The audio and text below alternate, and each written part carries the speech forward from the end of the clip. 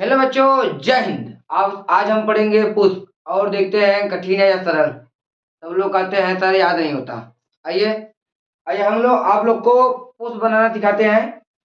देखिए भाई, आज हम पुष्प के बारे में सारा बता देंगे और इसके बाद तुम लोग को रटना नहीं है। आज केवल पुष्प पढ़ाएंगे, फिर कल से फिजिक्स चालू करेंगे। देखो भाई, पहले तुम लोग को यहाँ पे देखिए, यहाँ पे ऐसे ले लीजिए, ये ऐसे नीचे गोला बना दीजिए। देखिए यहाँ पे ऐसे ऐसे ऐसे, ये यहाँ पर ऐसे,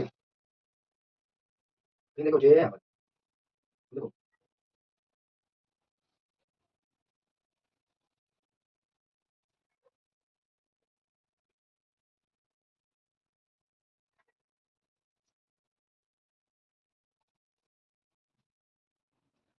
ये देखो ये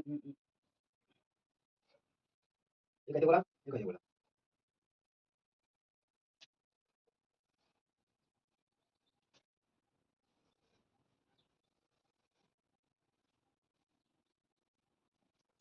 देखो पुष्प का संरचना तैयार है। अब देखो यहाँ पर तो कैसे याद करना है, लॉन्ग किस्म। तो देखो देखते हैं इसका नाम बेटा। देखो ये जो है, ये पंख, इसे कहते हैं दल, इसे कहते हैं दल। अब ये देखो, ये जो है ऐसे गोल, यहाँ पे यहाँ देखो नहीं, ये देखो ये क्या है, बादल।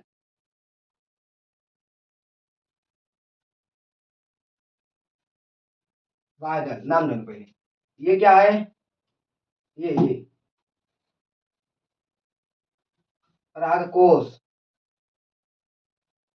ये क्या है, तंतु। इधर आ जाओ, ये क्या है, यहाँ आप लिख रहे हैं वर्तिकाग्र।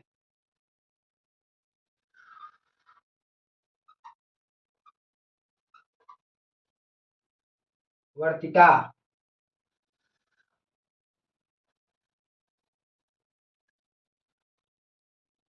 अंडाशय। ये देख रहे हो, ये यहाँ पर ये क्या रहा है, ये जो है ये। तो यहाँ पर हम इसको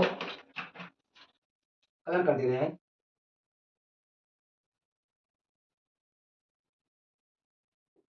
अब देखो, ये जो है इसे कहते हैं पुष्पासन।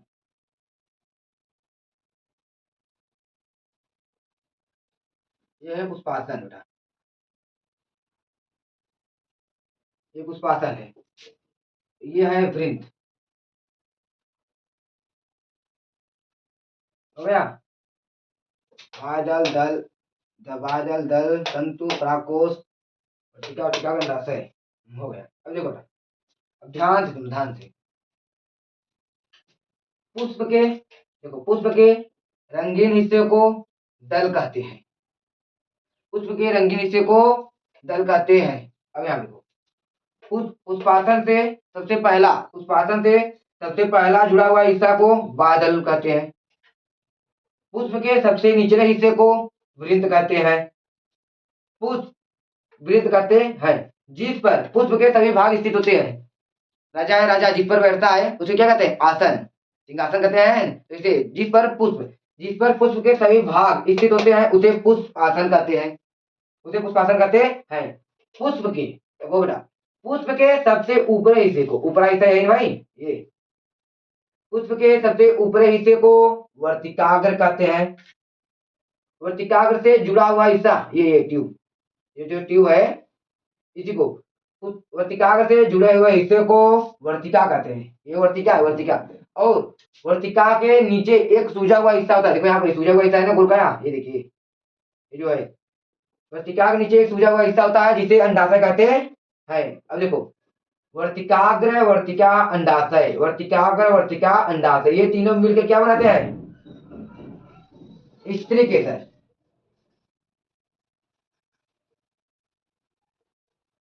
ये तीनों मिलकर क्या बनाते हैं, स्त्री केसर। और ये दोनों मिलकर क्या बनाते हैं, पुंग केसर।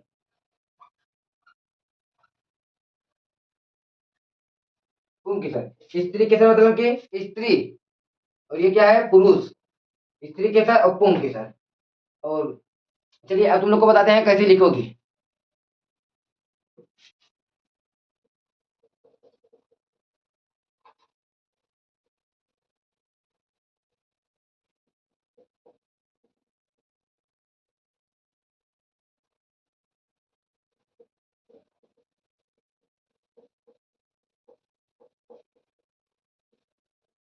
देखो दल था, लो सबसे पहले डाल देते हैं हम दल।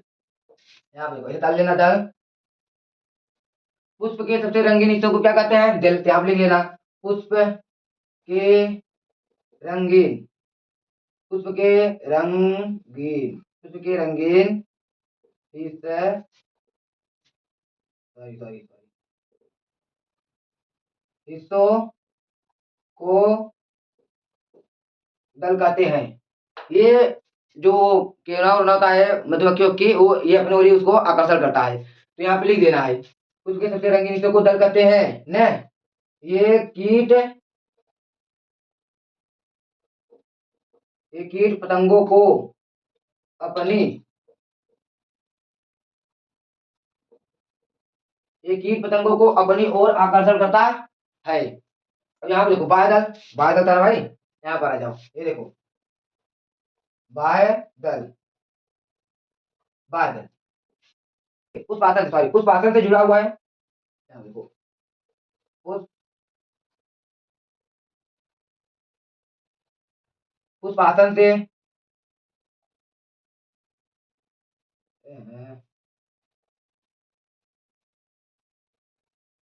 उस भाषण से जुड़ा हुआ सबसे पहला हिस्सा, गिर जा रहा है भाई, देखिए उस भाषण से जुड़ा हुआ सबसे पहला हिस्से को वाह दल कहते हैं। ये क्या करता है? ये पुष्प को सुरक्षा देता है। यहाँ पे लिख दो, नहीं यहाँ पे लिख दो, इसका काम पुष्प को सुरक्षा पहुंचाना। यहाँ पे लिख देते हैं सुरक्षा। अब देखो यहाँ पर पुष्प में एक धागे नुमा संरचना होता है, देखो तंतु होता है, तंतु। तो पहले ये लिखे वृंत लिख देते हैं, वृंत वृंत वृंत, यहाँ पे लिख देते हैं वृंत। ऐसे हेडिंग डाल लेना है, वृंत करके ऐसे डाल लो, ऐसे तुम डालते हो वृंत। यहाँ लिखो पुष्प के, तुम लोग लिख लेना पुष्प के सबसे निचले हिस्से को वृंत कहते हैं। यहाँ लिखो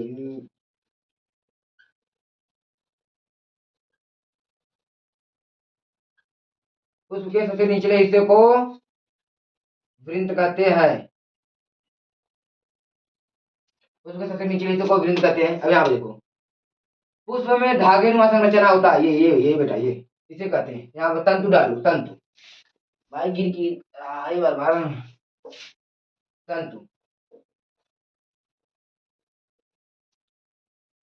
अब वो पुष्प में धागे नुमा संरचना होता है,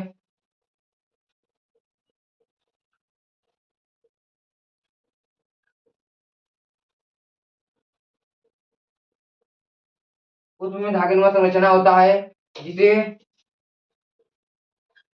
तंतु कहते हैं, ये तंतु कहते हैं। तंतु से, तंतु से दो पाई नुमा संरचना, ये देखो ये एक ऐसे हो गया और एक ये ऐसे हो गया।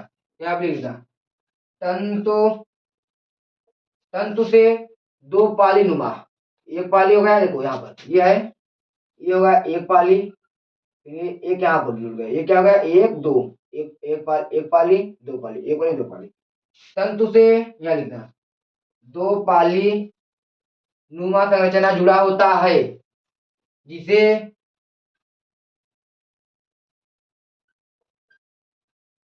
परागकोश कहते हैं। अब और लिखना है तो यहाँ पर लिखियो, ये जो छोटा छोटा है, ये जो यहाँ दिया हुआ है बिंदी बिंदी, इसको कहते हैं परागकण, परागकण। पराग यहाँ लिखना, पराग उठा तंतु से दो पायों का संरचना जुड़ा होता है जिसे परागकोश कहते हैं। परागकोश के ऊपर या परागकोश के अंदर, ये परागकोश के ऊपर लिखा, परागकोश के ऊपर परागकण होता है। परागकोश के ऊपर परागकण होता है। अब देखो यहाँ पे जो हमने ये बनाया था, ये वाला हिस्सा,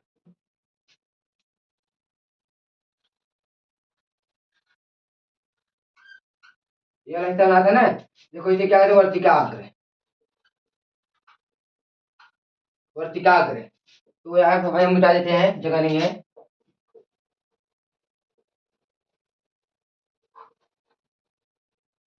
और ये देखो इसे वर्तिकाग्र कहते हैं, इसे वर्तिका, इसे अंडाशय। पुष्प के सबसे ऊपरी हिस्से को, भाई देखो पुष्प का सबसे ऊपरी हिस्सा हुआ यही है, तो यहाँ लिखना वर्ड, पहले आप डालेगा वर्तिकाग्र, तो यहाँ लिखना, यहाँ लिखना पुष्प के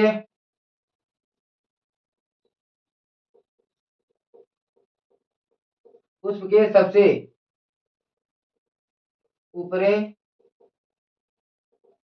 हिस्से को, उसके सबसे ऊपरी हिस्से को क्या कहते हैं, वर्तिकाग्र।